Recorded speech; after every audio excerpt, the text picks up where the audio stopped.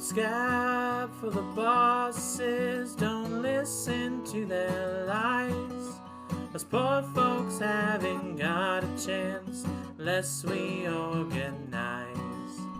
Which side are Howdy, you this is on? Remarks, the Which podcast, side are you fucking leftism, history, hating America, all that jazz. My name's Tayler.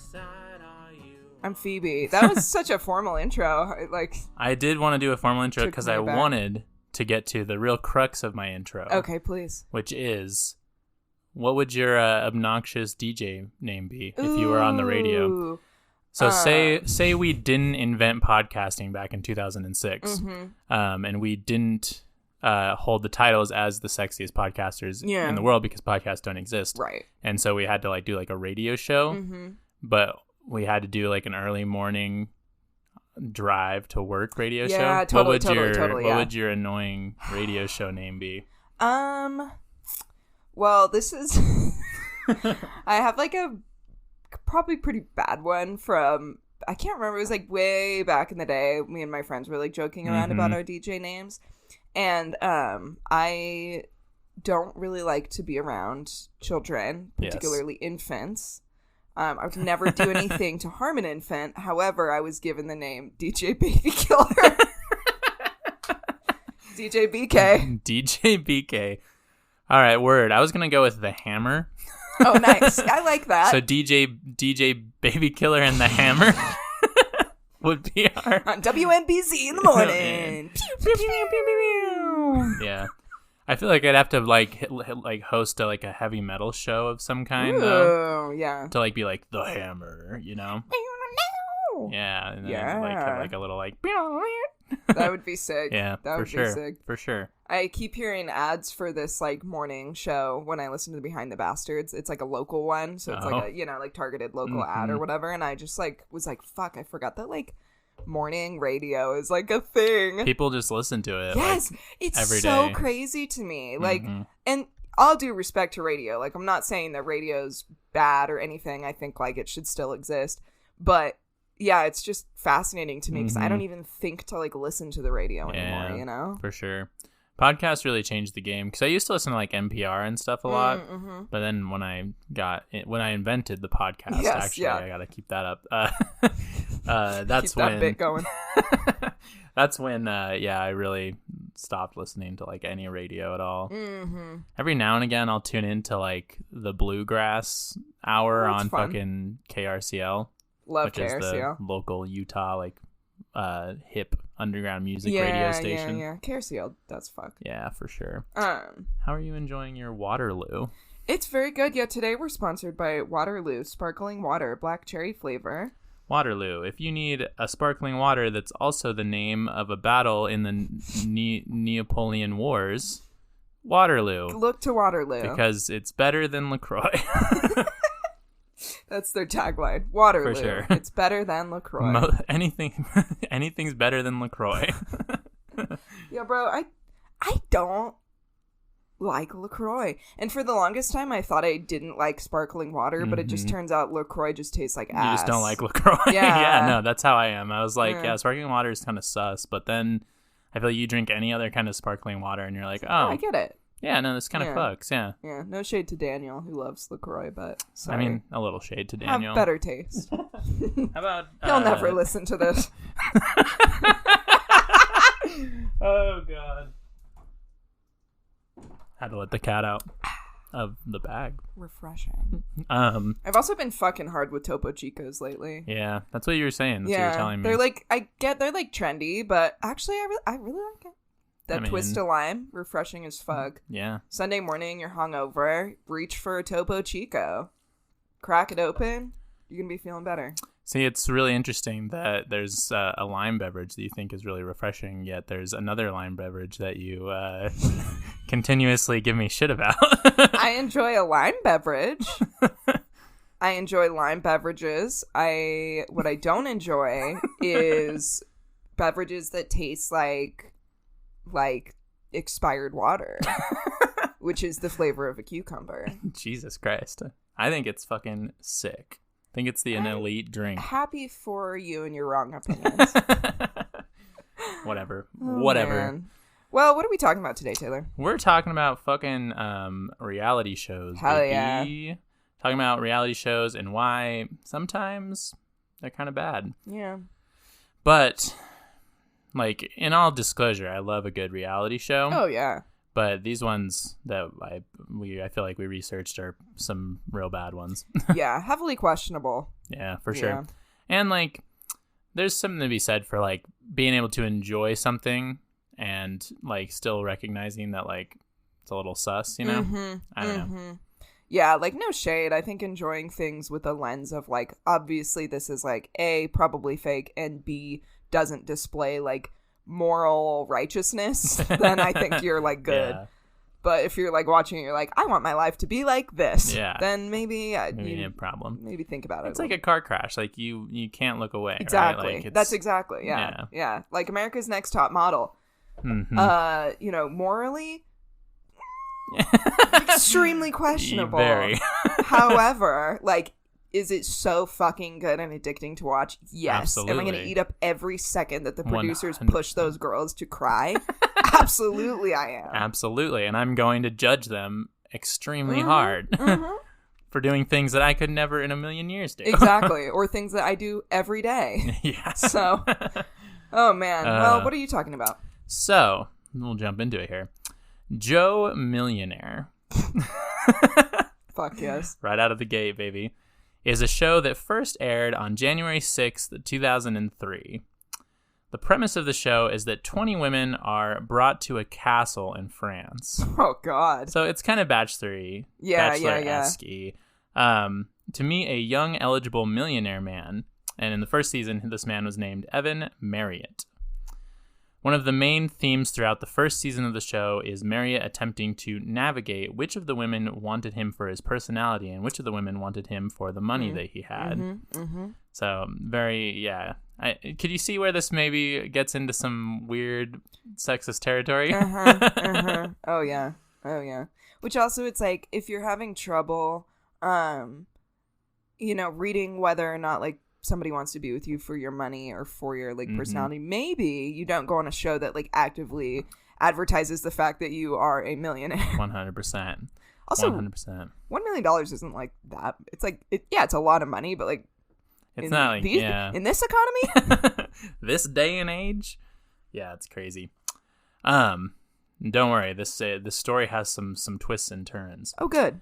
So, when the women are brought up to the castle in France, many of the shots are of the women remarking on how they feel like princesses. I feel like they had swear to God, like 10 shots of like all of the different girls being like, I feel like a real princess or whatever. Like, is very like, I don't know why they put so many in, but I just noticed it because I watched the first season of this show. Amazing. And how they would love to be able to marry a man who has money. A lot of them would say things like, "Oh, I don't like care about the money, but like it's nice, like just things like that." Which, I mean, true, I suppose, but money's nice. Yeah, it's very much framed though that these women are being somewhat shallow at the beginning of the show. But do what you but what do you expect for 2003 television? Yeah. Marriott had inherited $50 million 2 years before the airing of the show. So so it's $50 million. $50 million. Yeah, that's like that's a good hunk of change there, chunk of cheddar, if you will. Exactly.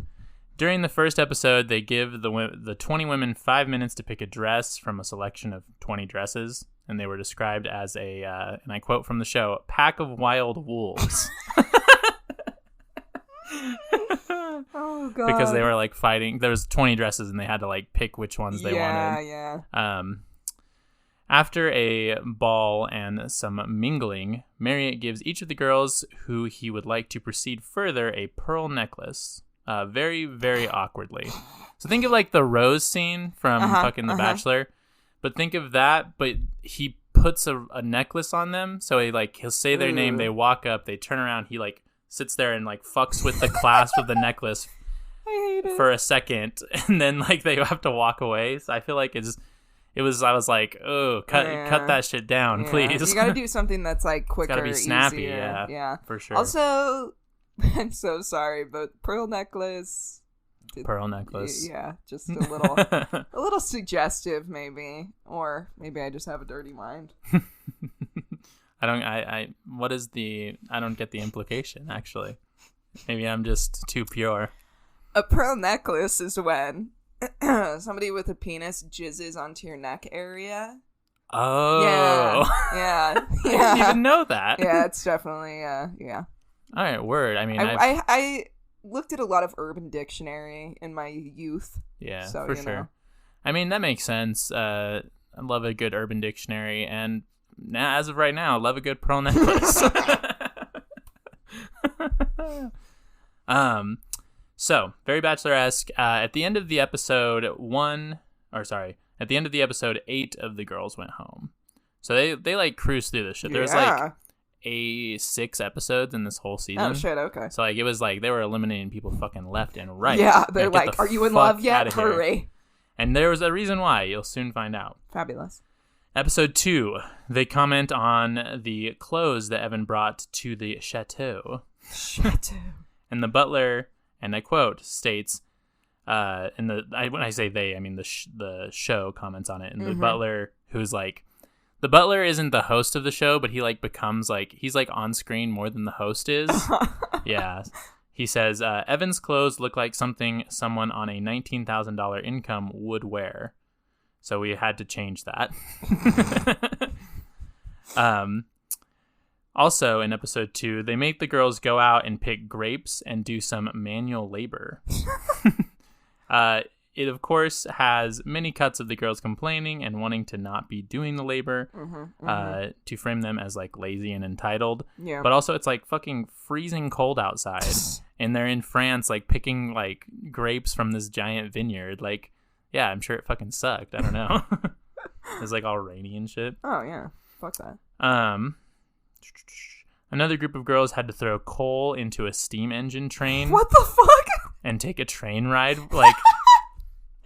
It's so insane. It's like, so like they were going on this train ride, but you know, like Marriott's like, I want a girl who's like down to like get dirty, you know, like she can do her things on her own. So yeah, he has, and this one was dumb. I get like the grape picking almost, but like this one, it was just like they had to take some shovels of coal and throw it onto like a steam engine fire. And I was like, and then they just went and sat in the train. Like it wasn't like they had like a long, arduous day. Like, oh, it was insane. It was insane. Like, what is this? The Industrial Revolution? Like what? I know.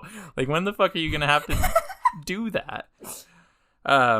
So yeah, again, it's not something you do every day, but I think most people could probably throw a few shovel loads of coal before having wine in a cozy train car. Without losing their minds. But of course, the girls in this are also framed like it's the end of the world. Yeah, absolutely. Also, one of the girls, Heidi, had some juicy tea come up, and this is unrelated completely. I just like got into the show, so I had to talk about it. It came out that she actually had a boyfriend, and then she was like on the show. Oh shit! So not only is the show poor shaming, but it's also like being like, yeah, this bitch be cheating. Shit. Yeah, it was fucking drama. It was some drama for sure. But yes, so Heidi did get eliminated because all that shit came out, and he was like, nah, you know. The remaining 5 girls go on to Paris to have one-on-one dates with our hero Evan Marriott. The highlight of the show, I would say, is the butler, the funny butler guy who ushers the girls around and speaks with a very proper British accent. Oh, I love it. Named Paul Hogan. Like, there's the host of it, like I was saying, is Alex McLeod, but she appears for, I think it's like 5 minutes across the 6-episode season. Oh, damn. Okay. And the butler is like the one who's basically hosting the show. I don't know why he wasn't just the host too, but maybe. Also, I feel like that's kind of fun. Like a butler character is like the host. That's cute. Yeah, it's fun. It's endearing. I don't know.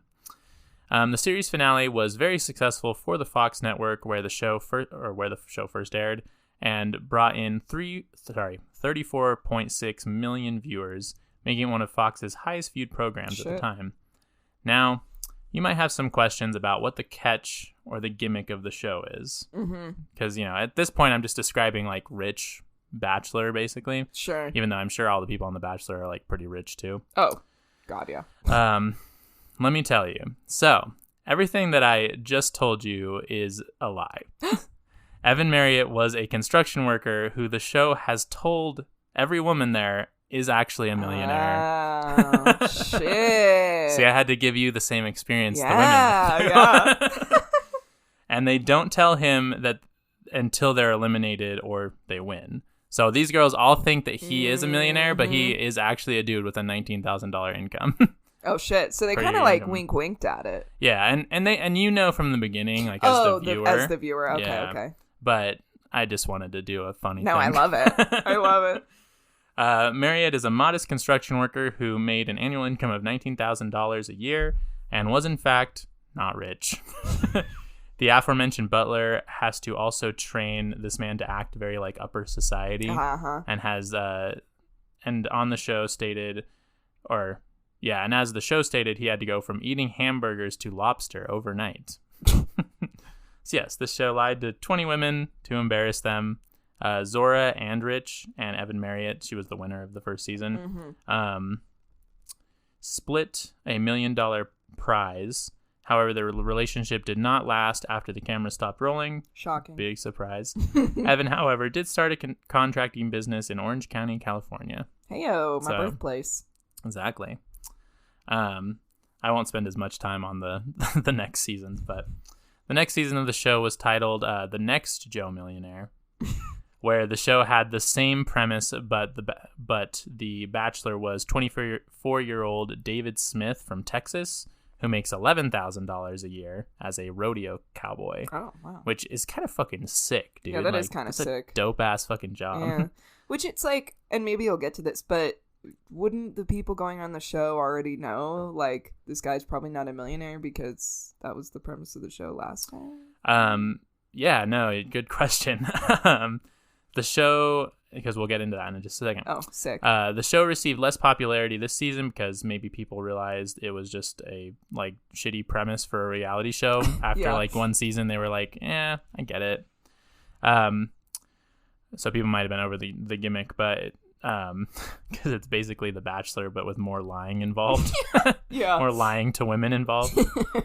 In a Reality Blurred article, Fox's head of entertainment, Sandy Grusho, stated that our instincts told us from the very beginning that Joe Millionaire was a one-time stunt, and I think we got greedy.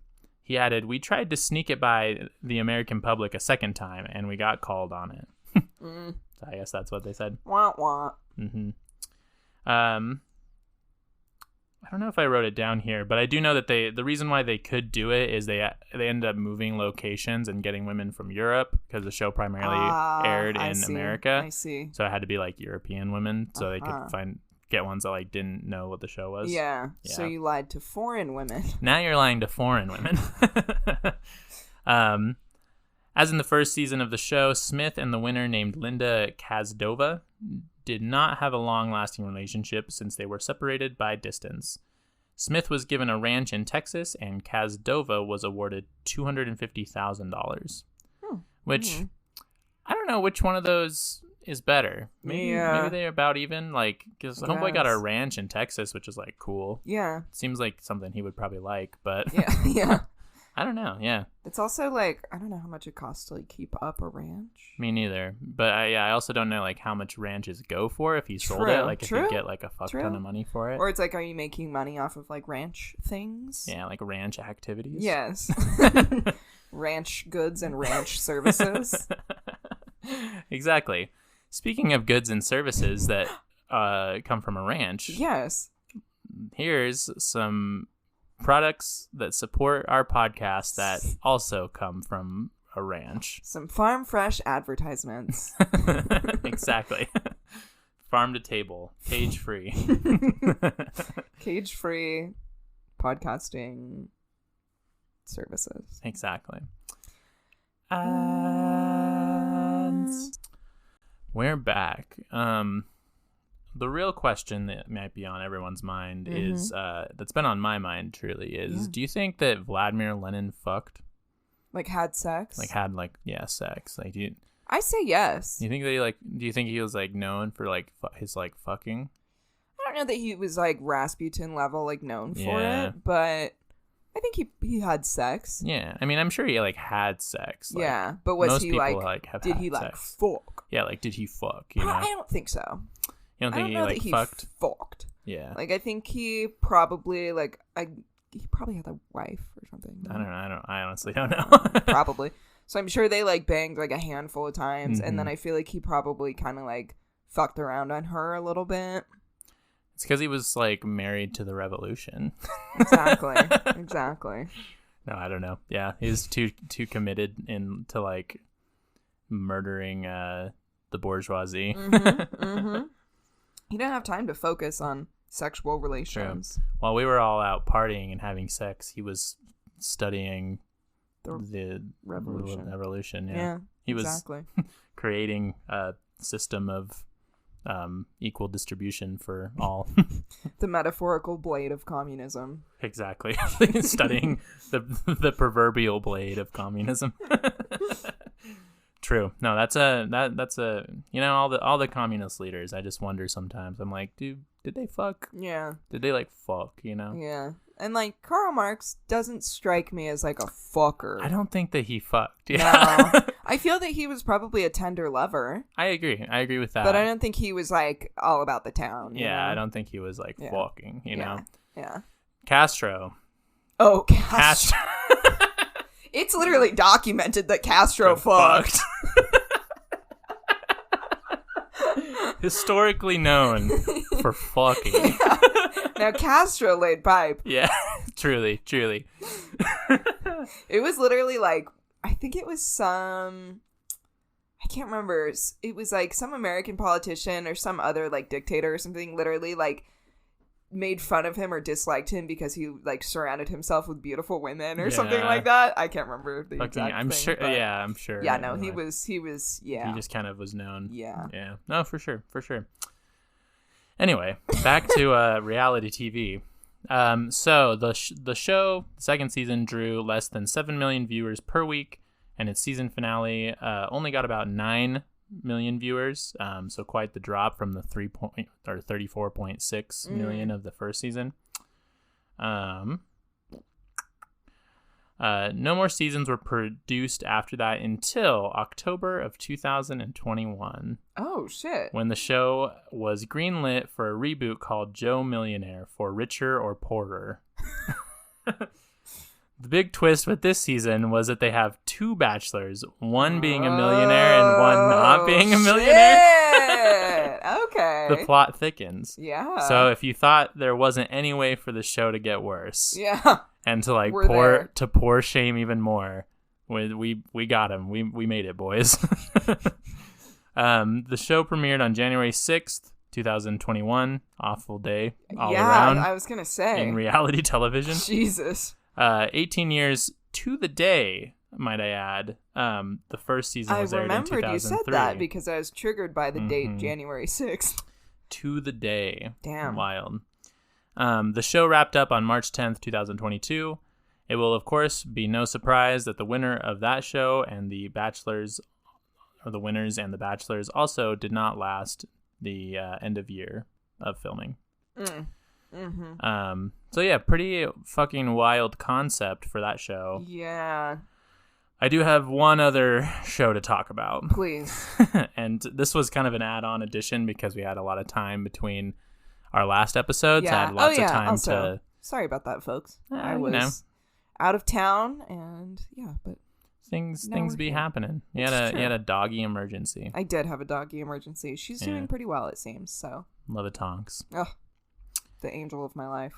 Yeah, absolutely. The angel of all of our lives. Truly, really. I mean, it's Tonks' world. We're just living in it. It's true. Literally, everyone that meets her is like, something has happened to me. Like, one of my roommate's partners said that she's worried that she accidentally made Tonks into a Horcrux. Because she's just like so in love with her. Yeah. She gave her a piece of her I soul. would for sure follow a cult that Tonks started. Mm-hmm. Absolutely. Because it'd be like a nice cult. Oh, yeah. And you would just basically be napping and eating all the time. Yeah. And like sunbathing on occasion. Yeah. Like, doesn't get much fucking better than that. Sounds lit to me. Yeah. So the next show I wanted to talk about is a little MTV original called A Shot at Love with Tila Tequila. What a fucking cultural reset this was. God damn. Insane concept-wise. Yes. And also I just like an MTV original reality show. Especially dating. MTV like relationship show of any kind was like peak. Yes. The magnum opus of like 2004 culture. Oh yeah. The pinnacle, if you will. Yeah, truly. It premiered on October 9th, 2007. The premise of the show is that 16 heterosexual men and 16 lesbian women all compete bachelor style to win the heart of bisexual Tila Tequila.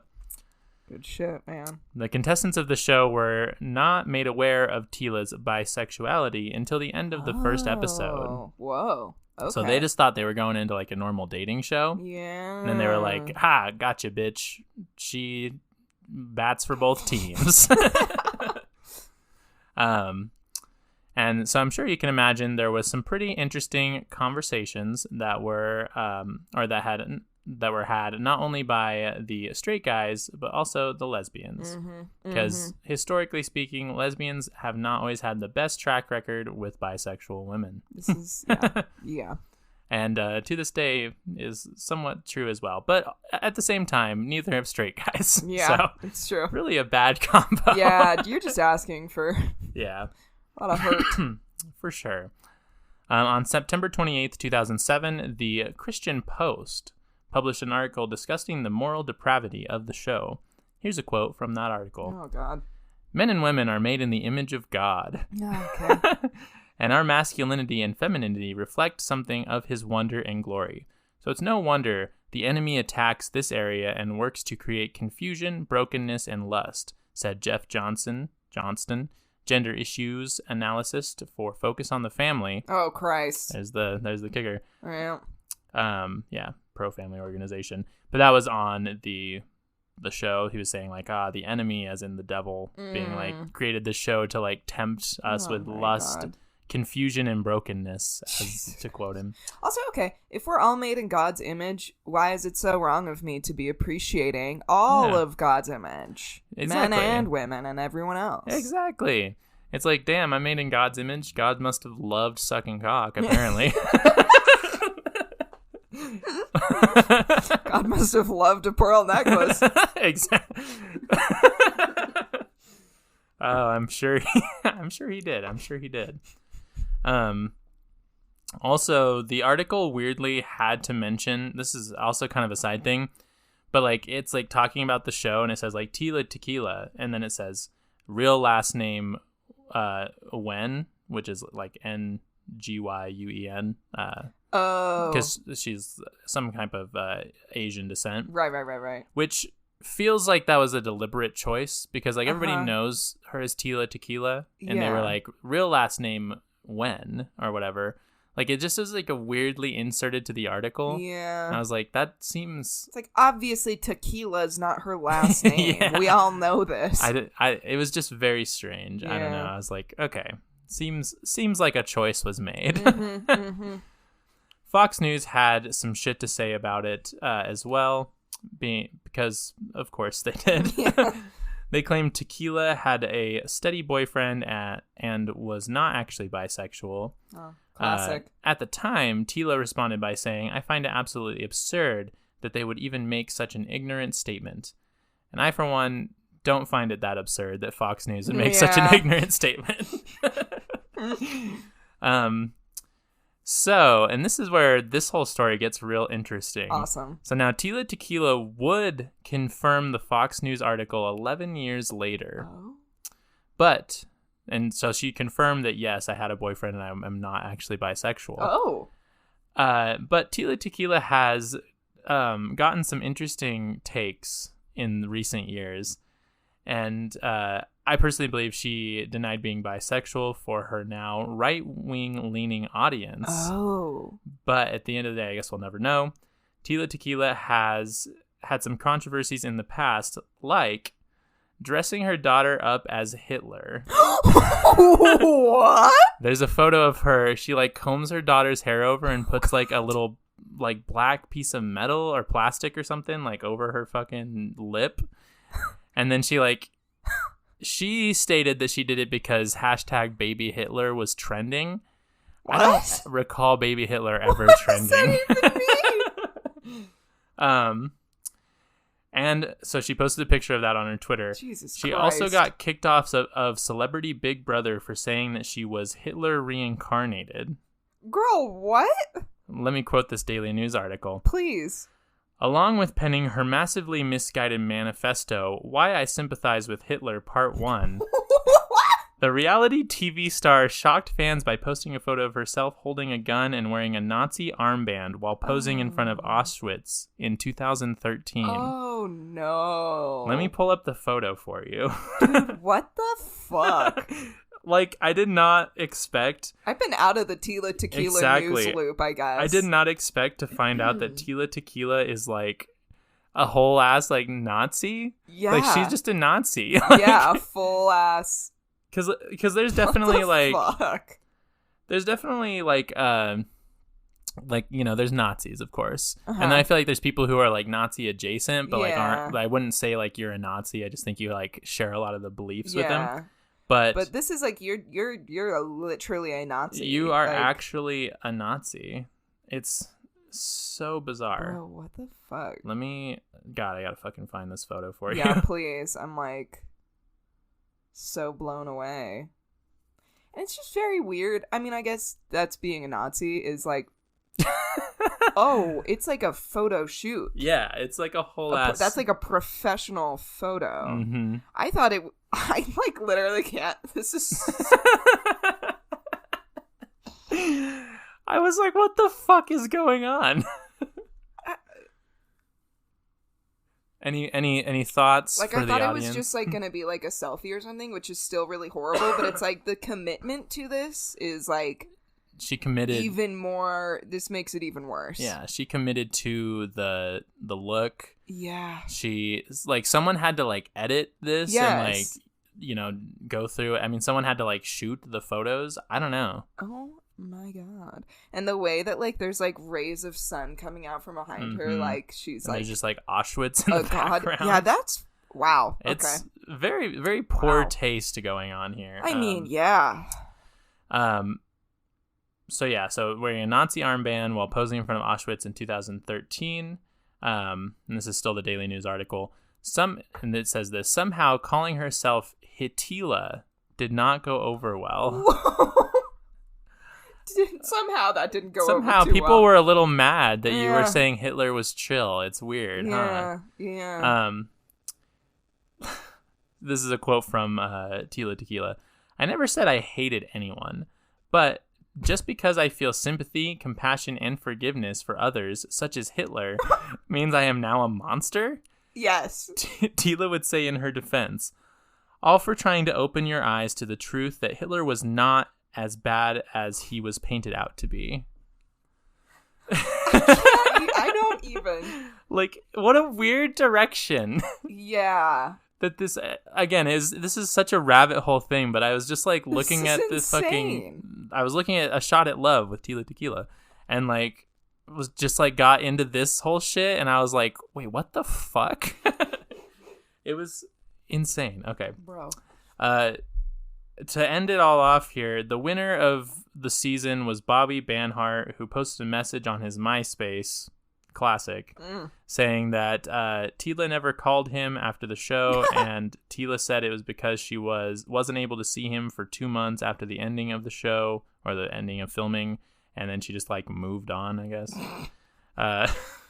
Clearly you were very in love. Not too surprised there that another dating show couple just didn't work out. Tends to happen. And honestly, you know what, Bobby Banhart, you kind of dodged a bullet, because guess what? Nazi now. Yeah, so hopefully you're better off. And like, I don't know. I feel like it's got to be like to me, and maybe I'm just like too, I don't know, like maybe Tila Tequila is actually a Nazi. I think she just like wanted controversy and then got like a right-wing audience and then was like, I'm going to really lean into this right-wing audience, you know?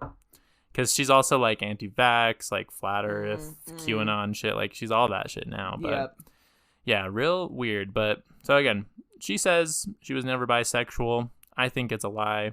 Yeah. But fascinating. That's my opinion. Damn. What a wild ride. What a wild ride. So those are two of some definitely bad reality shows I found. So yeah, please tell us about yours. Boy, do I have a treat for you. I'm so excited. My name of my little article this week is How the Bachelor Displays the Worst Parts of American Culture. Very true. So we're going to be talking about The Bachelor today. And man, there's a lot to talk about. Mm-hmm. The Bachelor franchise, known among its fans as Bachelor Nation, first premiered on March 25th, 2002, and since then has accrued 26 seasons and 5 spin-off shows such as The Bachelorette and The Bachelor in Paradise. The BCU, the Bachelor Cinematic Universe. The franchise has also had several standalone productions, including weddings of contestants, tell-all shows, and a dramatic series about one of the couple's struggles. The premise of the show is that one man, the Bachelor, is presented with a wide selection of women who will compete for his interest and hopefully his love. Over the course of several weeks, through multiple dates, cocktail parties, tears, and confessions, the Bachelor is to periodically eliminate women, eventually choosing one to propose to at the end of the show. This all very much sounds like it promotes women's empowerment and like super healthy relationships. Yeah, no, that's what I was thinking. I was like, yeah, no, that definitely seems like that would be like healthy. It would like create a healthy view of like dating for like young women, healthy view of women to like men who watch the show. Yeah, no, definitely all around good as well as cool. Yeah, absolutely. Absolutely. In the follow-up spin-offs, The Bachelorette, things work basically the same way, except of course the lead who is searching for a spouse is now a woman. And in the spin-off series Bachelor in Paradise, a mix of men and women are thrown together on a tropical island and challenged to find a partner by the end of the season. Obviously, this premise, just right off the bat, promotes heteronormativity, women's subservience, conventional gender and oppressive gender roles, and unhealthy, toxic communication styles among the couple. Love it. Also, they're drunk for like a lot of the shows. I mean, so, yeah, especially in Bachelor in Paradise. I would have to be. There's like, yeah, you're gonna pay for me to go. Where the fuck is the show filmed? Like Europe? So it's in California. They live in like a villa in California, and then they often will do like destination for like the last like I don't know, couple of weeks of the show or whatever. So you're gonna pay for me to go to fucking California and like basically have a vacation? Yeah, I'm gonna get so fucking black. I would go just to drink, and then I'd really like, yeah, no, it's fine. Like I would try to win just so I could like stay longer and drink, but I'd be like, no, I gotta, sorry, gay. Can't. Gay. You'd be accused of being there for the wrong reasons. It's true. As the contestants often accuse each other. I'm just here for the beer. I'm just here for the fucking trip to Bali, bro. True. I'm just here for the fucking cocktail. Not even the party part of it, just the cocktails. Yeah. Over the years, The Bachelor has received much criticism for its racism, misogyny, and mistreatment of female contestants. The franchise had all-white leads until 2014 on the 18th season of The Bachelor. Their first non-white lead, Juan Pablo Galaviz, who is Venezuelan, born in the U.S., and the show received pushback when they pushed Galaviz's nationality as a selling point. Critics further criticized the show, saying that Galaviz passed as mostly white, or mostly passed as white. That makes a lot of sense, yeah. The franchise didn't have a black lead until 2017 on the 13th season of The Bachelorette. 2017. Lovely. 13th season of The Bachelorette with Rachel Lindsay. And The Bachelor didn't have a black lead until the 25th season in 2021 with Matt James. The announcement of Matt as the lead was made conveniently in June of 2020, at the height of the Black Lives Matter movement in the U.S. That tracks a lot, yeah. Getting on that woke train, baby. Yeah, yeah. James had not been a contestant on the show in previous seasons, which is how the new Bachelor or Bachelorette was chosen in the past. It would be either like a runner-up or one of the contestants, and then that would be the new Bachelor or Bachelorette person. Yeah. One of the only black staff on the show, Jazzy Collins, who had worked in the casting department on Rachel Lindsay's season, said that Matt James' entire season felt like one big PR stunt because the Bachelor Nation has received like criticism for years about how they like don't have a black lead ever. So it was like, oh shit, the country's getting really upset about like black issues. We'll slip one in there, you know. I thought you had a comment. She also said that she felt that the show focused too much on the storyline of James' absent father, which she felt perpetuated bad stereotypes of black fathers not being present in their children's lives. I'm getting like this like weird, it feels very like liberal Band-Aid to be like, we have this terribly misogynistic and like fucked up show that promotes all of these like terrible things about capitalism and like the idea of like the nuclear family and like heteronormative marriage, but like, and then it's just like there's like the liberal Band-Aid of like, we'll have a black person on there for once, and it's like, exactly, it's like, okay, yeah, like of course, you know, diversity, good, we're all about it, but why don't we just like stop and say like, why does this show even exist? Yeah, like you're not really focusing on the root issue, which like it's not really, the problem isn't like that is a problem that there's not been black people on the show, but I think the bigger issue is like everything, the entire about the show existing as a whole. Because then it's like at that point then it's like, okay, it is like virtual signally because they 100%. Did put it at that time, and they waited so long to have a black contestant. But again, it's like, okay, I guess they have a black contestant now, so now can we talk about why it shouldn't exist? And it gets worse. Also the whole like part with, there was like an episode where James like met up with his father who had been like absent, and they had this, and it was like very out of the blue, and Jazzy Collins, who was the who worked in PR or in casting, she was like, this just feels so like out of nowhere, and kind of this thing they added which very much made it seem like, I don't know, you know, it's very perpetuating a certain stereotype. Jazzy is no longer a part of the show due to, big surprise, racism. Collins was the only black employee out of 11 in casting and was pushed by supervisors to only work with contestants of color. When she presented the producers with black women who had natural hair or braids, they would say she just wasn't right for the show. But when presented with black women whose hair had been straightened or they had a weave, the producers no longer had an issue. Jazzy says that her natural hair was commented on negatively by workers constantly, and at a company Christmas party, another black employee was being harassed and having her hair touched by white coworkers until Jazzy stepped in to end the situation. Jesus Christ. Yeah, so super healthy working environment, you know. And that's, oh my God, white people stop. Like, I know.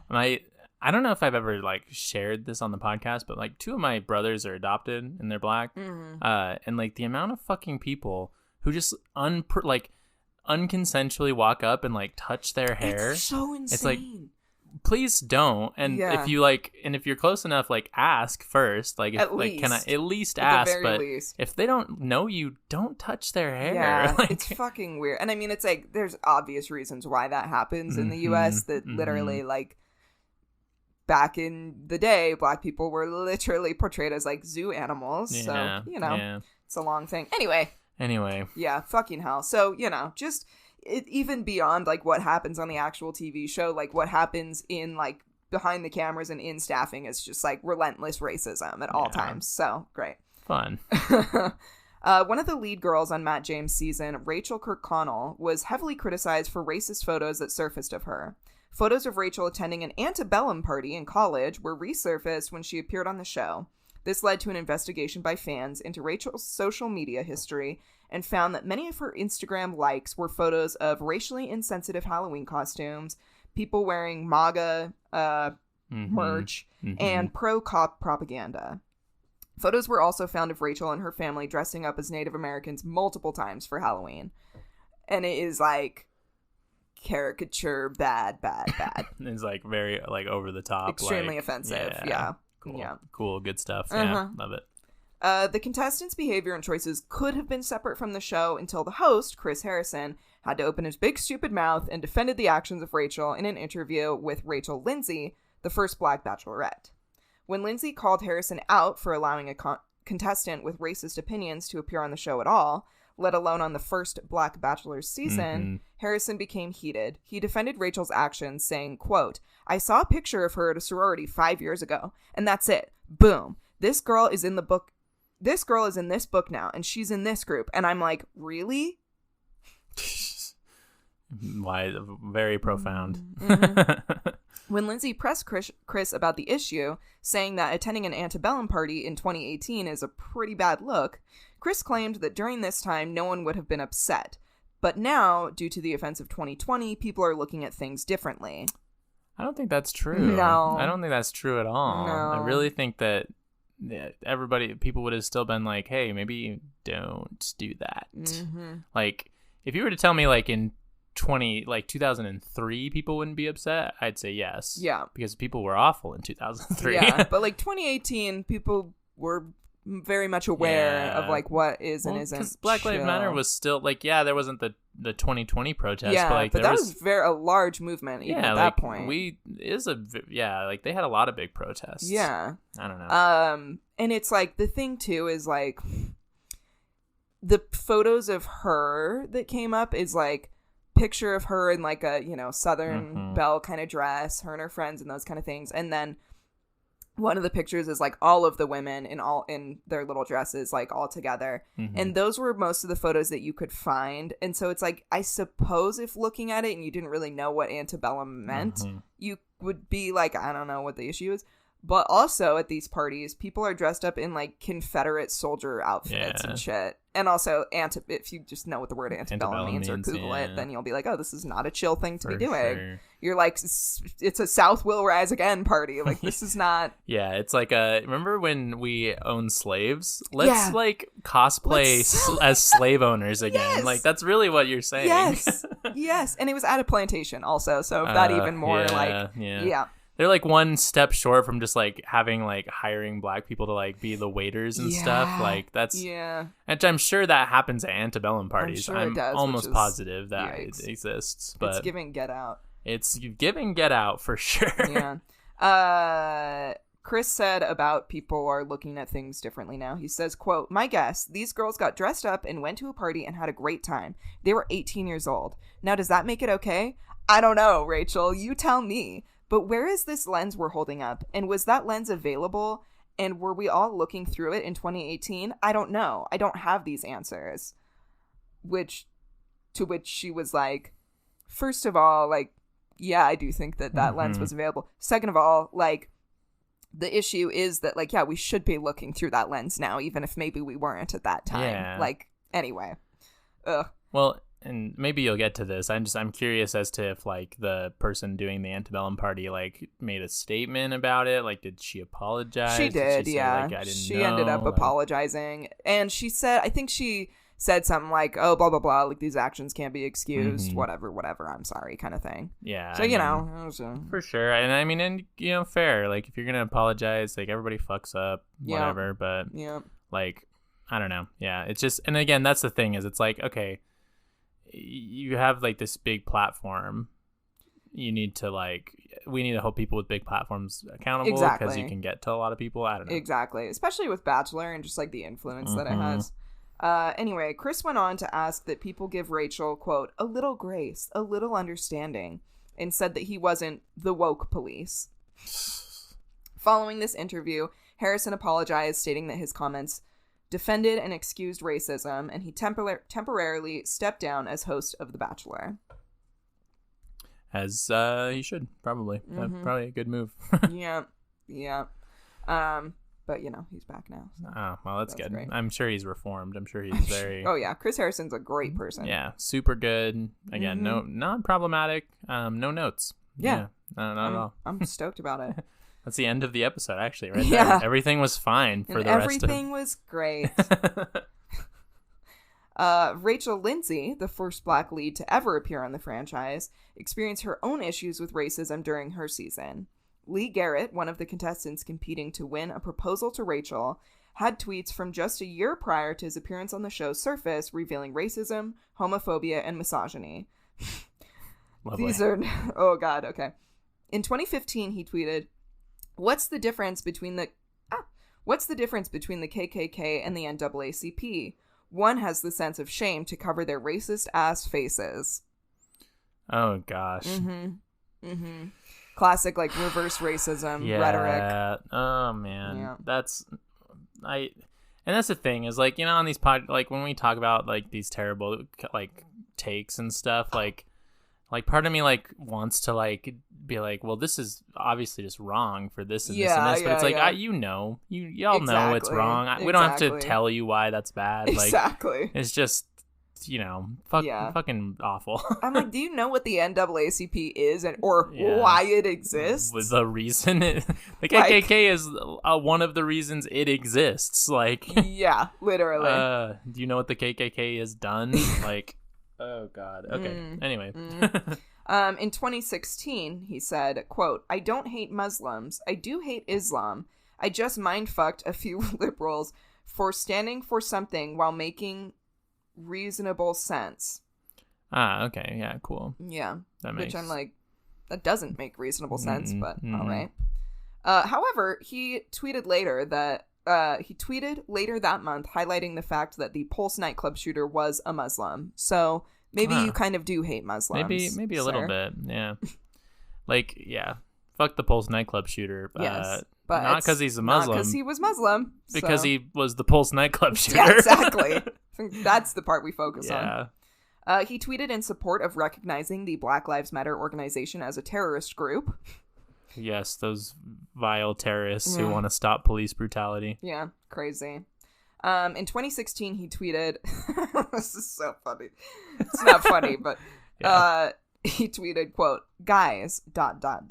When is the last time you actually saw a pretty feminist? There is a reason for this. Whoa, damn. So true, bestie. Damn, preach, king. Like, oh God, yeah. Love it.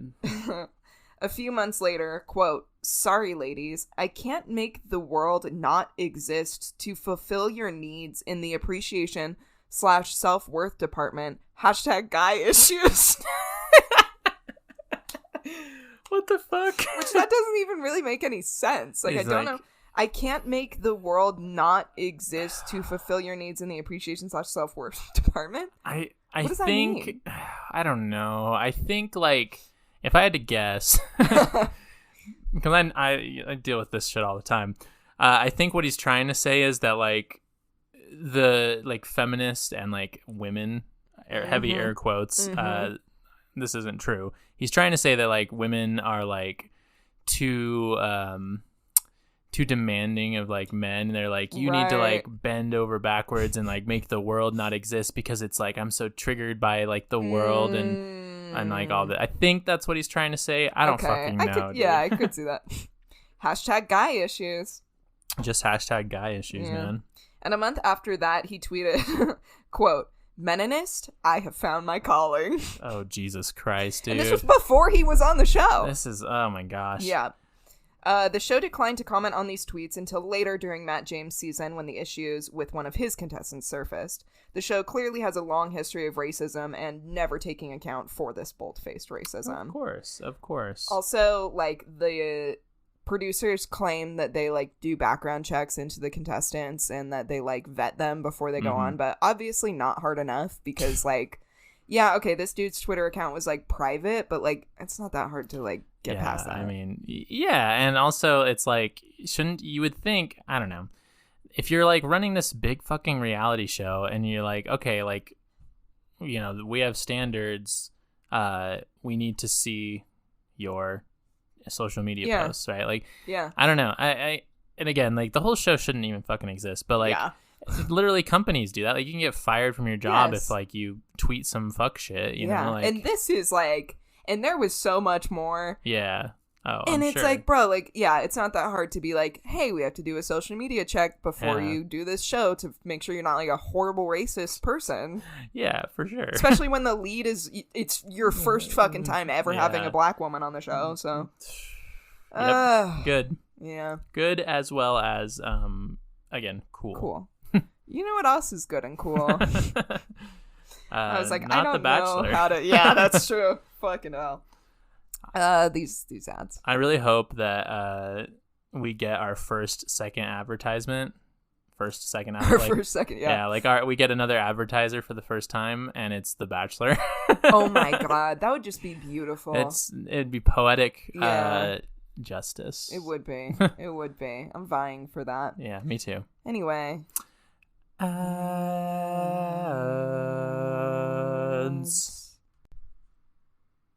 We're back. We're very back. Phoebe's singing.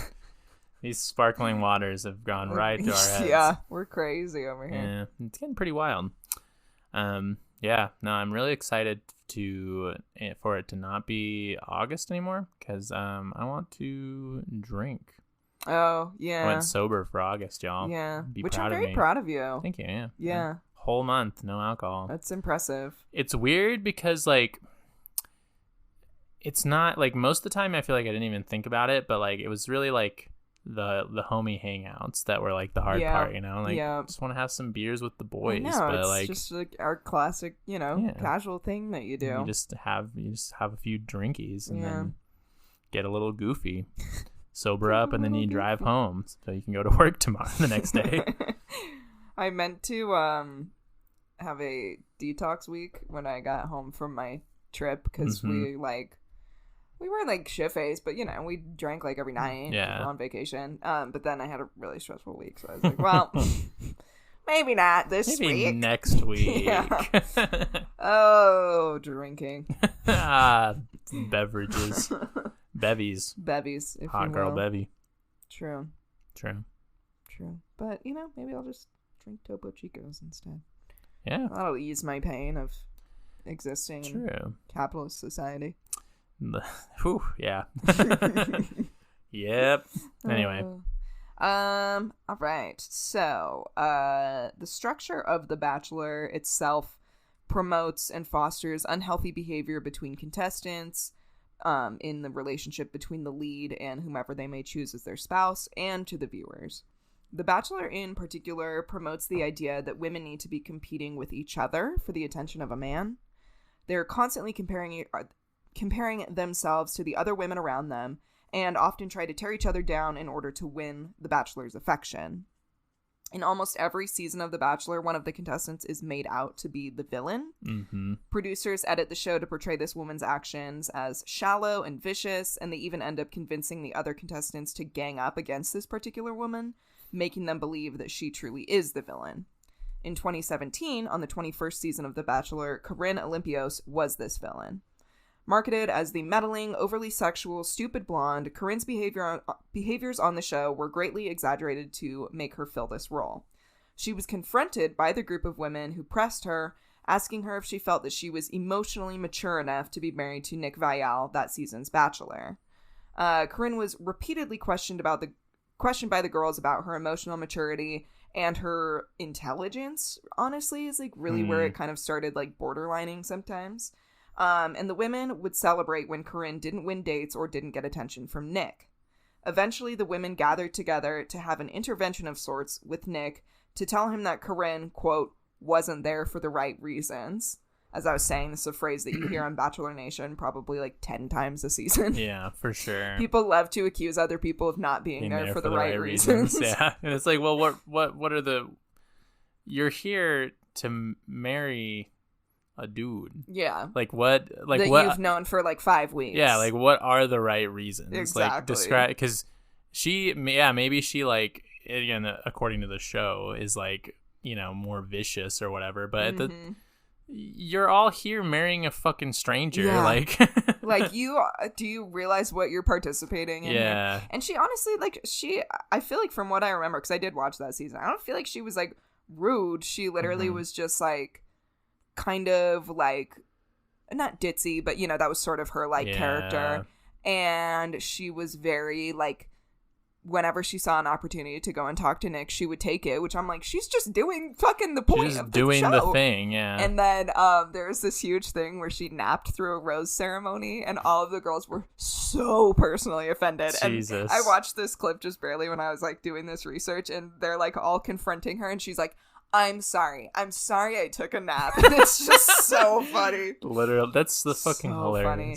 Also, she comes from like a very wealthy family, and she grew up with, she said that she had a nanny on the show, but like basically I think it was just this woman that like helped her family with stuff. But of course they all like attacked her for like having a nanny and shit, and they're like, I just don't know that you're emotionally mature enough to marry Nick because you have a nanny. Anyway, it was fucking wild. That's a fun season to watch. So did she have a nanny when she was like a kid? Yeah, and then the nanny like stuck around throughout the rest of like whatever. As if there's tons of like rich people in Europe who have like maids and like house. Yeah, like that shit exists. Just, what? It's so whatever. Anyway, Sure. Okay. This type of villainizing and competing with other women is the entire premise of The Bachelor, and when marketed to young women, teaches them to tear other women down to get what they want. The show also isolates the contestants in the mansion that they stay in during filming, not allowing cell phones, TV, internet access, or even personal music. Which is fucking insane. And I think they can't like even have like magazines either. I think I remember reading that. I wonder, do you think it's because like they don't want them seeing anything about the show? Well, no, because it wouldn't have even aired yet. Yeah, so. It's just like I think they're just not supposed to be like influenced by like outside, or they can't like, especially with the cell phone and the internet thing. It's like they don't want them like spoiling anything that might be happening on the show. That makes sense. Yeah, but it's fucking stupid. It's a little weird though. Yeah, I don't know. Like not on like TV. Like you can at least give them like Netflix, so it's not like the news or something. Yeah, seriously. I don't know. This isolation from the outside world makes the contest their entire world and fuels dramatic moments even more. When all they have to focus on is the man or woman of their dreams and on the competition that is the people around them, unhealthy behaviors are born. Which brings me to my next point, how the bachelor or bachelorette, it's kind of a hard word, being presented as the ultimate prize creates an unhealthy relationship dynamic from the start. When you're looking at your partner as a prize to be won, or as someone you need to prove your worthiness to, the relationship will likely push one of the partners to do anything to continue to earn the other's approval. Or it puts the bachelor/et on a pedestal, and when they don't fulfill the glamorized picture that the contestant had painted for them, issues are bound to arise. In Colton Underwood's season of The Bachelor, the one who famously jumped a fence and ran away from cameras in a fit of rage, those of y'all who have ever watched The Bachelor, you know what I'm talking about. He was a prime example of making his favorite contestant out to be a prize. During a hometown visit, which is when I think it's like there's 4 contestants left, they'll go back to meet like the lead's family, and then the lead will meet like the contestants' families. During a hometown visit with Cassie Randolph's family, Colton told her father that he had fallen in love with her, and he asked for her father's blessing. When Colton was told no, he was extremely upset, but continued to pursue Cassie. However, after Cassie found out about this exchange, she told Colton that her father's blessing was very important to her, and after a conversation with her father when he was flown out to Portugal, the show's destination for that season, Cassie told Colton that she couldn't marry him and that she was leaving the show. Which this was actually insane because her dad was like, even when they came out for the hometowns, her dad was like, this is not good. I don't know why you're doing this. Like, basically was like, explained to her why being on The Bachelor is a fucking horrible idea. And eventually convinced her that it was a bad idea. This is when the iconic fence jump scene took place. Colton exploded with emotions, mostly rage. However, this didn't end Colton's pursuit of Cassie, encouraged by Chris Harrison. Colton spoke with Cassie and convinced her to finish the show and enter a relationship with him. Several months after the finale premiered, Cassie had filed a restraining order on Colton due to harassing text messages, stalking of her in her parents' home, and even placing a tracker on her car, including other obscene behaviors. Jesus Christ, yeah, dude. It was like not fucking good. That's insane. Mm-hmm. Jesus. Okay, wow. Yeah. Colton not taking no for an answer and being encouraged not to take no for an answer birthed these toxic behaviors that ultimately ended in poor Cassie having to take legal action. Which another just random thing. It was like maybe a year or less after that season came out. Colton came out as gay. Oh. It was like this. It was very interesting, and I don't really like. I don't know. Like, I'm sure he is who he says that he is, but it was just like a very weird. And then the way that like Bachelor Nation, of course, like fucking capitalized off of that was just. Of course. Yeah, it was interesting.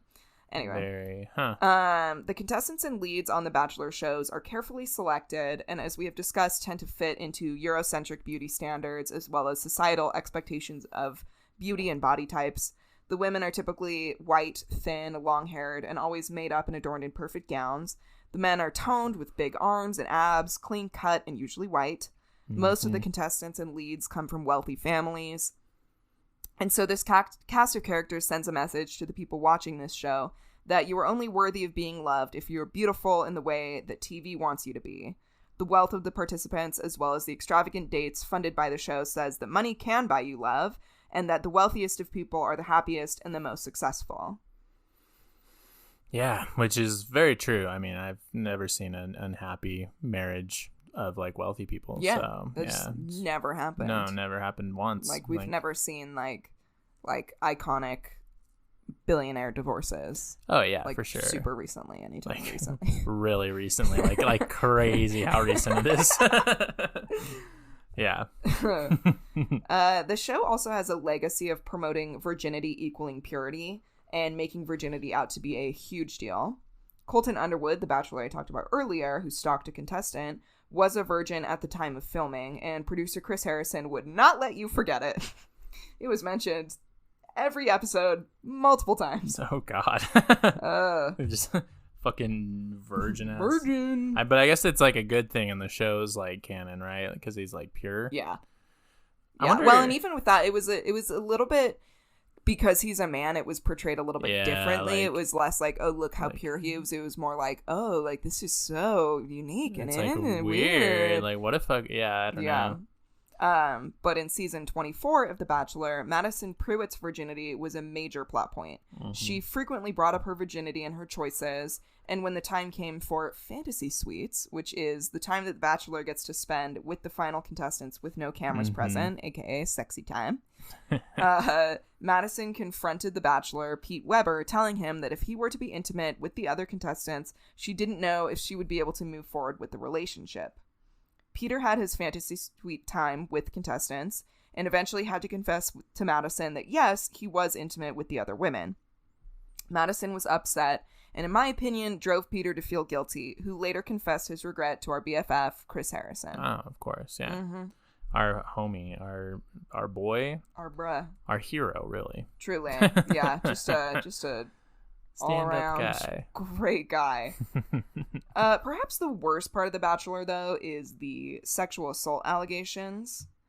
One of the most, I think, well-known stories is between Corinne Olympios and Demario Jackson. Corinne was the one that I was talking about earlier, who was kind of made out to be the villain. She went on to be on Bachelor in Paradise, and this is where this all kind of happened. So it was June 11th of 2016 when Bachelor in Paradise stopped production and said that they have, quote, become aware of allegations of misconduct on the set of Bachelor in Paradise in Mexico. And then literally, following that, allegations just started fucking flying. And it was it first was said that Corinne was too drunk to consent and Jackson had her in a pool and he started making sexual advances at her. Then it was said that Corinne took advantage of Jackson, who was too drunk, and it just it went back and forth and back and forth. Producers would say things. Jesus. Producers would say things, and then they would find out that it's that was a third-hand account. Oh God. People, sources close to Corinne told TMZ that she had been blacked out and she didn't consent to, or she didn't remember that had happened at all. Then it was said that Corinne that same day had come on to multiple men who were too drunk. Mm-hmm. And then it was said from somebody that Corinne was seen they were in a pool when the whole thing went down. It was said that Corinne was in the pool and her body was limp as things were happening to her. It's literally that people do, we still don't know like what went down actually. Jesus. Corinne on June 14th released a statement saying, "I am a victim," and that she's in therapy for physical and emotional trauma. And then Jackson posted his own statement saying, "It's unfortunate that my character and family name has been assassinated this past week with false claims and malicious allegations. He will take swift and appropriate legal action until his name is cleared." What eventually happened was this footage was never released. The only people that ever saw it was those filming, the producers who were working on the case. And then eventually, basically, the case was just dropped, and Bachelor in Paradise continued with a new season. But yeah, that never really amounted to anything. Although, you know, these sorts of situations have kind of happened in The Bachelor before in not quite as intensive ways, but in similar ways. There's a lot of alcohol involved in the show, especially in Bachelor in Paradise. Yeah. You are like drunk all the fucking time. I think in this situation, it might have been a thing where they were just both too drunk to have consented. Anyway, I don't know. I wasn't there. But, you know, this obviously left a stain on The Bachelor. And then there was another contestant who was in... He was on the 2018 season, and it was like these allegations, or I guess he was actually convicted. This didn't come out until after the season started premiering. Lincoln Adim had assaulted and groped this woman on a cruise ship and was convicted to 1 year of house arrest, 2-year probation, and had to register as a sex offender. So lovely. You know, technically I think that like they maybe couldn't have known about that prior to casting him in the show, but it just kind of goes to show like the type of people. Yeah, I was gonna say, weird that like the people that want to be the Bachelor and like this like masculine fantasy of like, you know, courting all these women. And then, you know, vice versa, too. Like, it's weird that they, like, aren't stand-up citizens or crazy how it, like, attracts super progressive people that probably don't have the greatest standards. So anyway, there you go. That is how The Bachelor displays the worst parts of American culture. I agree. Yeah. It's all on blast right there. Like, you can fucking just see it all. Which, like, again, The Bachelor is a fun show to watch, but... it's like the cult following that it has, I think, is just so fucking unhealthy. And it's to the point where, and they've had enough like issues now with racism, misogyny, you know, all of this, that it's like, this just needs to end. Also, we've had like 30 fucking seasons of this shit. I think we're good. Like, we can only do this premise so many times. We're chilling now, yeah. Yeah. No, I feel you. Like, it's... yeah, with a lot of the shows, because the ones that I picked, the shows that I talked about were older shows, so it's like, I guess it's to be expected that they're gonna have some like hot fucking takes, you know, and some problematic shit in them. But it's like, but it just goes to show that like the same problematic shit is still being aired on television, and why does it exist? Exactly. You know, like, exactly. And I mean, I guess I know why, because it makes money and people watch it. But it's like, I don't know. I guess there's a certain point in that you have to kind of like weigh it. Like, yeah, it's funny. Yeah, you can watch it every now and again. But is it like is supporting it good? You know? Exactly.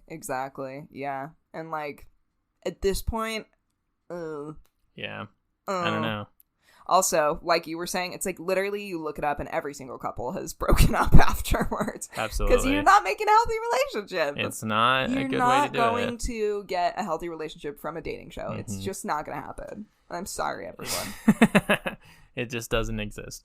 Yeah, and that's like a hard thing too, because I'm like not for like you can do whatever you want. You can make whatever like fucking show you want to make, you know? But it's like, we should at least be like noting and like telling people like, this isn't like a good way to do things. Yeah. Like, you shouldn't like it's not gonna be good, and they're not gonna live happily ever after. Like, I don't know. I think that with The Bachelor, I feel like they should make them do an update of like, we broke up and this is why. Yeah, that would be interesting. Like, you can have a fantasy show, whatever. It's like fun and entertaining to watch and whatever. But then I think, because they do a like tell-all episode where everybody talks about the whole season and everything that happened. And it's like, I think we should do a tell-all of, tell us exactly why your relationship didn't work out. And is it because the premise of how you got together is extremely toxic? Is very toxic. Did that have anything to do with it? So true. So true, bestie. So true, bestie. Yeah, true. Oh, man. It's good to be back. It's good to podcast again. I missed it. Missed it. Ugh. Jinx. You owe me your love. Aww. Yeah. If you have any hot Bachelor takes. Oh, yeah. Please. Or if you want to tell us what your obnoxious DJ name is. Yes. Or if you also think it's fucking insane that Tila Tequila is now a Nazi, you can send us a comment. Comment below. Also, tell us what your favorite like reality TV or like reality dating show is. No, for sure. I would love to hear that because I'm a fucking sucker for Catfish. Time and time again. It's my fave for sure. But that's just me. Yeah. I got really into Love Island UK. Oh, yeah. Mostly just because I love their phrases and like the way they talk. It's really funny. Very funny. Like all the women call the boys geezers, and the men call the women birds. Birds? This bird. Oh, interesting. It's very funny. Gives me, you know how they always call D a bird and it's always sunny in Philadelphia? Yeah. Oh, God. Good. Anyway, you know what is not a toxic relationship? Your relationship with our pluggables. Amen. Your parasocial relationship with us. Exactly. So if you want to follow us on Instagram and see a picture of Tequila being a literal fucking Nazi. That's for sure going. Yeah. You can go to @RemarksPodcast on Instagram. You can go to our TikTok with the same handle, @RemarksPodcast. Taylor. What? Oh. If I wanted to tweet and tell you about how insane it is that Tila Tequila is a huge, huge Nazi, where could I go? You could tweet at us @RemarksPod, for one. And then you can also leave it in a comment on Apple Podcasts with a review, if you would like to. And I've been plugging this for a little bit, so I guess I'll just keep plugging it. Baby. You can, I guess, I don't know if you can leave a comment particularly, but you can listen to my music, which is about not liking Nazis. Yes. Which is Taylor Lacey on Spotify or wherever you listen to music. It's good shit. If you hate the American government and you love anarchy and communism, you will love Taylor Lacey. Thank you. Let me tell you, folks. That's what I'm about. I think that's it. And your YouTube channel. Oh, yeah, and then I do have a YouTube channel called The Lefty Agenda. Have some videos you can watch. Very fun. Like and subscribe and all that shit. Oh, and you can also subscribe to our Patreon. Yes. Forgot we do have good that. handful of pluggables now. It's a bunch, honestly. Subscribe to our Patreon to thank our patrons. We will thank... What am I saying? Justin Vass. Andrew Vass. Emily Doran. And Tere Soltera? Yes. Perfect. If you want, $5 a month, cool stuff, hilarious bonus episodes. We're about to record another one right now. So if you know, when we're like disappeared for 2 weeks because we got shit going on, you have some sweet remarks content to like fill the dark days in your life when we're not there to talk to you. So. Absolutely. Overall, big shout out to Circle Pit Radio, our network. We do a periodic little bonus episode, or more like a mini episode, I'd say. Yeah. They're a little more like content than they are like just us kind of goofing. Yeah. We do a periodic one that they post on their Patreon. So if you're just like so fucking thirsty for that Remarks juice, check that out too. Check that out. And check out the other shows on Circle Pit Radio. They got some great shit. Some stuff that will make you laugh. True. Some stuff that will make you go, oh. I think, to my knowledge, well, no, they do have like that cool horror movie podcast, which I think would make me go, oh. Yeah. For sure. Well, thanks for listening, and K love you, bye.